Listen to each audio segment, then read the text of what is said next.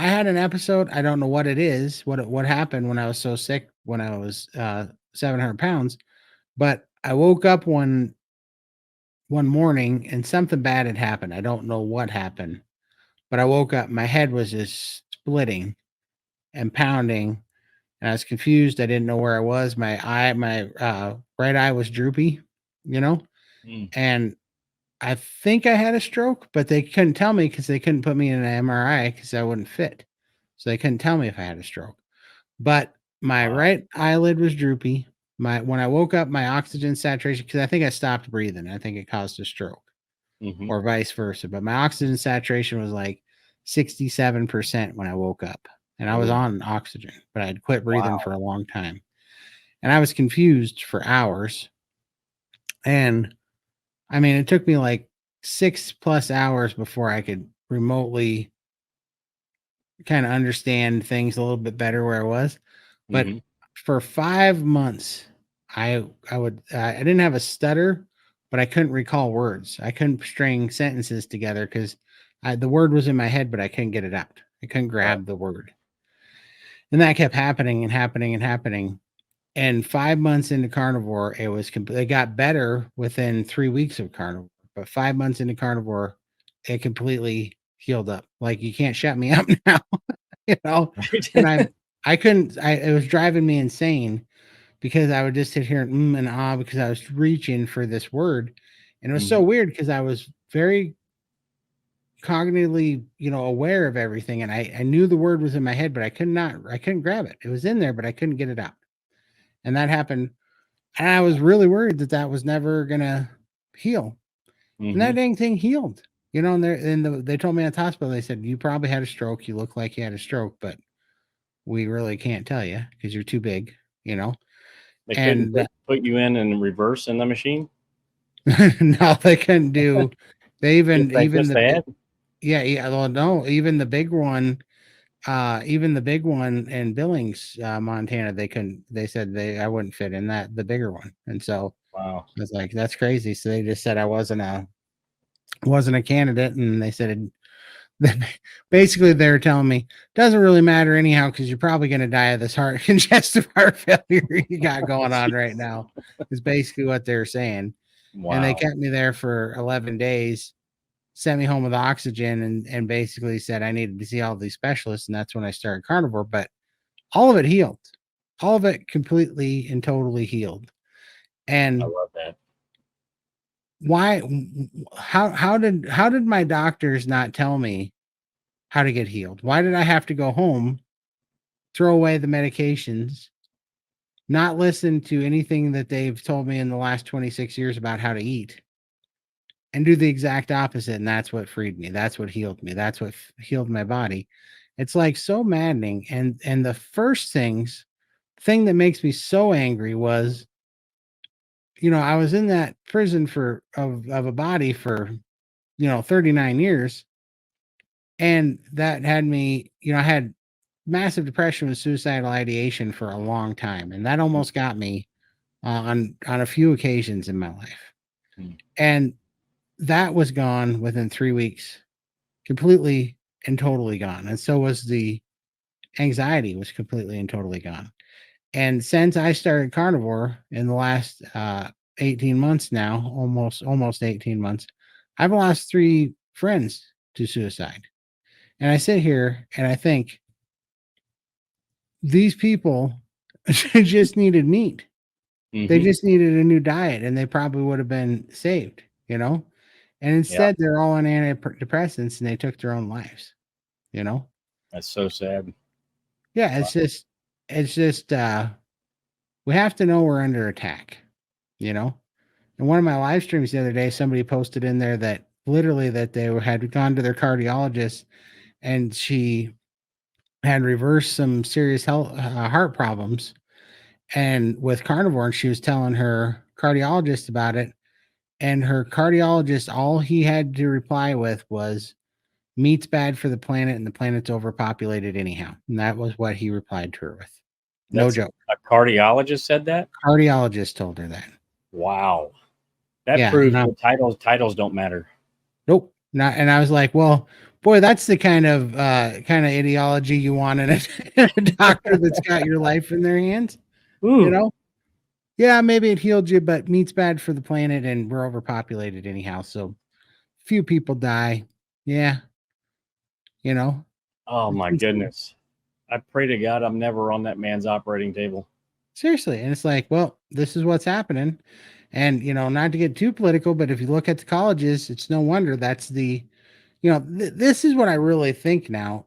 I'm like, because for a long time, doctors were trying to help people. They had their heart in the right place. And a lot of the Mhm. doctors today go into it for the right reasons. But the problem is the institutions are, like I said, I'm not trying to get super political, but government, schools, hospitals, doctors, medical system, diet, food, all that stuff is now just a swamp of corruption.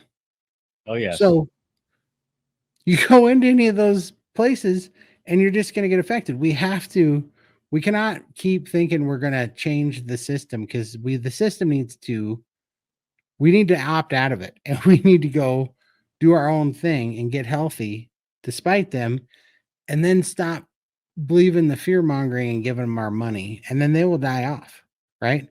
They will die Mhm. off if we don't buy the drugs, if we don't buy the poison food, and if we don't choose to participate in their fear mongering, because that's all they're doing is they're scaring us, saying if you don't listen to us you're going to die, you're going to be sick, you're going to have a stroke. Now listen to us real carefully. You need to go and eat this sugar and then take these pills. Yep. Eat your Cheerios. Exactly. Pop, I mean, what was it, Fruit Loops? Fruit Loops are better than red meat, so we're going to put those in the biggest part of the pyramid because everybody needs to get their Fruit Loops in Right? you know Yeah, I mean that's it's so crazy, when you talk about everything is reversed, like they say breakfast is the most important meal of the day. I never really wanted to eat breakfast growing up or, in my younger adult life. I never wanted breakfast. But I ate breakfast because I was told, that's the most important meal of the day. That's where you get all your energy from. Now that I've gone carnivore, I realize that that was a total bag of shit. That is not true at all. 100%. I actually, when I'm fasting, I actually have way more energy than I ever had eating a donut or eating a bowl of Cheerios or a bowl of Rice Krispies. You Sure. know, even when I was carving it up, eating the Cheerios that is supposed to be heart healthy, you'd have to load it up with sugar because it just tasted like crap. I mean, it literally tasted like you just minced up the box Yep. and you're eating the box. It's disgusting. I have no idea why anybody that would ever appeal to anyone. There's absolutely zero flavor. And looking back in retrospect now, you can tell there's no nutrients in it There's no whatsoever. food in that. Yeah. That's why they have to fortify it. Well, fortify with Right. vitamins and minerals to effectively. I think that's their way of legally selling you slave food and Yeah. poison and Yep. getting you to ingest it because you feel like there's some benefit to it, and there just isn't. Right. Because it's got a American Heart Association seal of approval on it. It's also super colorful and it has really nice advertising. And it's on a bunch of commercials, and doctors, 9 out of 11 doctors, approve Cheerios. And then you're like, really? Because yeah, this does taste like cardboard, and it actually does. It drives me nuts when people are like, "Oh, you should have some lettuce because it's healthy, and that steak's gonna kill you." I'm like, if you take and hold lettuce in one hand and a steak in the other, and you're looking at it and you're weighing that out, like I mean, you have no common sense whatsoever if you think there's more nutrients in that iceberg, nasty lettuce. And then furthermore, we are carnivores by nature, or whatever, whatever people want to say. I think we're carnivores, but by nature. But if you take both of those things down and you put them both in front of your dog, Which one's your dog gonna eat? Which one's your baby gonna eat? You know, they Yep. don't go for freaking lettuce. Nobody goes for the lettuce because the lettuce is our food's food. It's not our Exactly. food. Exactly. Yeah. It's crazy. So, I was eating 2 years of raw vegan diet in solidarity with a friend of mine that had cancer. And literally, I would have to eat piles and mountains of lettuce, uh, completely saturated with olive oil and vinegar because I couldn't stand the taste of it. Right? Raw vegetables are some of the grossest things on the planet, and that's supposedly the healthiest thing in the world for us, right? Raw vegan. That's the best for you. No, that's the worst for you. Raw vegan Literally. contains all of the anti-nutrients. It contains all of the oxalates. It contains all of the worst things that's trying to protect that plant from being eaten in the wild. And we're Exactly. ingesting that.